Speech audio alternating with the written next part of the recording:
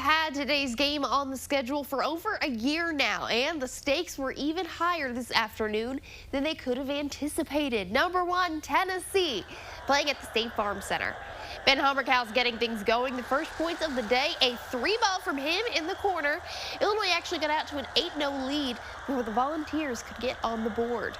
A low-scoring first half. Tennessee now ahead. Will Riley in for the Illini. His layup cuts it to a 1-point game. This game was a battle. In the end, 13 lead changes. Tennessee's Cade Phillips would get them back in front right here, and the Vols would lead 31-30 at the half.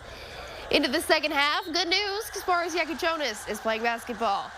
Today, he gets the first of 2 4-point plays and makes it Illinois by 6 after the made free throw.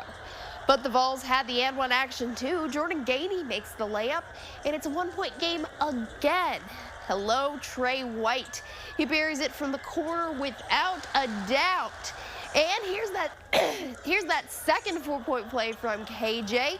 Today becoming the first Illini freshman to log 5 20-point-plus games. He'd finish with 22. Gainey again, he'd get the 3 from the top of the arc to tie things up at 52 all. Big Ben blows the roof off with this one. The putback dunk off of the Trey White shot. The walls of the State Farm Center were shaking.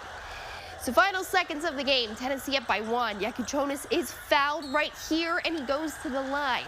He misses the first, but makes the second. It's tied at 64.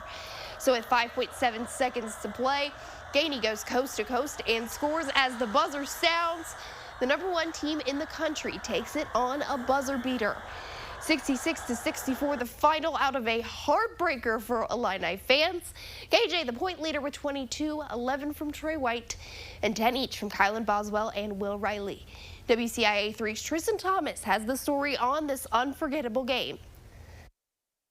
Only 5.7 seconds and 1 stop stood between Illinois and overtime against the number 1 team in the country, but the buzzer-beating Jordan Gainey layup leaves Illinois searching for answers in how to win close games. Point blank, I should have called the timeout after KJ made the free throw. Game tied, got our defense set. We weren't quite where we needed to be, and 5 seconds is a long time. I've been on really good teams.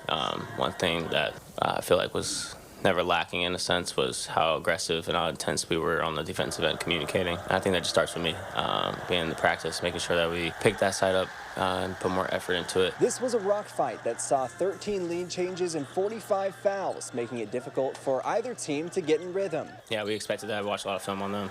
They did a great job, but I feel like, even though with how good a defensive side they were, I think we'd still execute our stuff. I have zero control over what happens offensively in terms of shooting the ball, in terms of going in. All we did was live in the paint, and we got fouled. That's the way the game's being called today. Have you guys ever seen a charge called anymore? So why would you just not be a head rammer and just drive the ball, and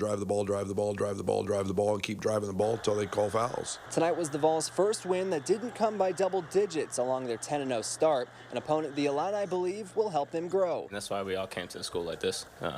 We want these big games, especially when we played the way we did today. We did what we needed to do to compete with the number 1 team in the nation. They just got, that last possession, but I feel like, we never duck teams. We know how good we are, and we know the type of work we put in as a unit. The next game comes a week from tomorrow for the Orange and Blue, who will get ready for bragging rights to face a Mizzou team that beat the previous number 1 Kansas last Sunday. Reporting for your Illini Nation from State Farm Center, Tristan Thomas, WCIA 3 Sports.